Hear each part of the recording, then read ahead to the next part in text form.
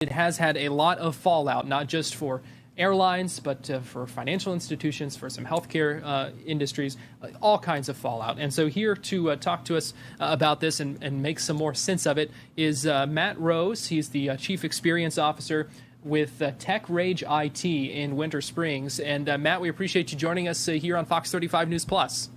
Yeah, thanks for having me. Happy to help. So Matt, give me your reaction, first of all, to this meltdown in many ways.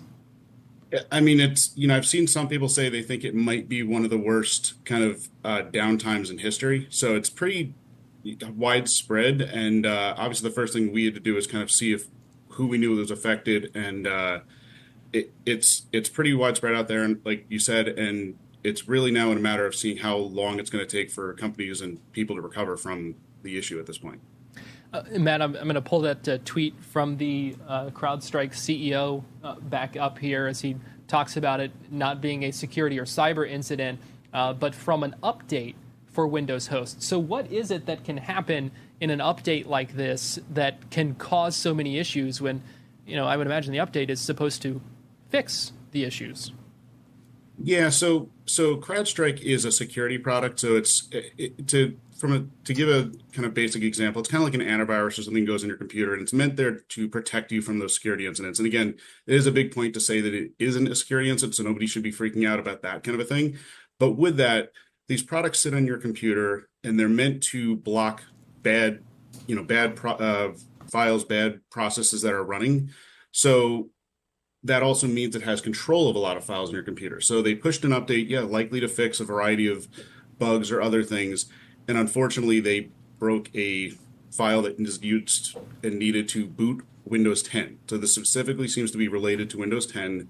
So a lot of people woke up to this morning to those blue screens that you might get. And it wasn't just a reboot, and it took quite a while to come up with the fix. So that's basically what happened. And so these applications that you have on your computer, they're always able to interact with the files because that's how they're going to secure you. So unfortunately, in this case, the file was updated badly.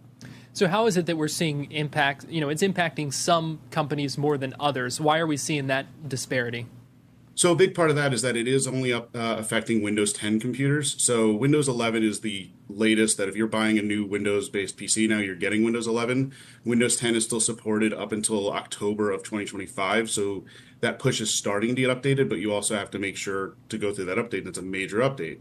So you're specifically hitting companies that are having Windows 10, but then you're also only getting companies that are using CrowdStrike. So while it's a very popular and very well-known product, there's other choices you can make in that product. So the companies that are affected obviously have contracts with that, and they have a large amount of clients in the enterprise space, hence the airlines, the healthcare companies, and the financial institutions.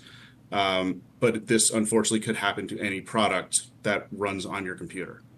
And we know that a fix has been deployed. What is that process now? Trying to get this corrected.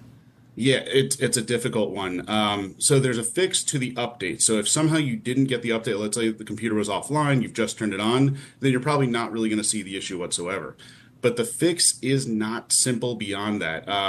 Basically, to not get terribly technical, you have to reboot the computer into what's called safe mode, which is kind of getting around all the security, getting around all the encryption you hopefully have, and you have to rename or delete a specific file, which is not easy to do. It also usually means you need to have physical access to a computer, which I think a lot of people rely on support in any way to do things remotely in the world we live in right now.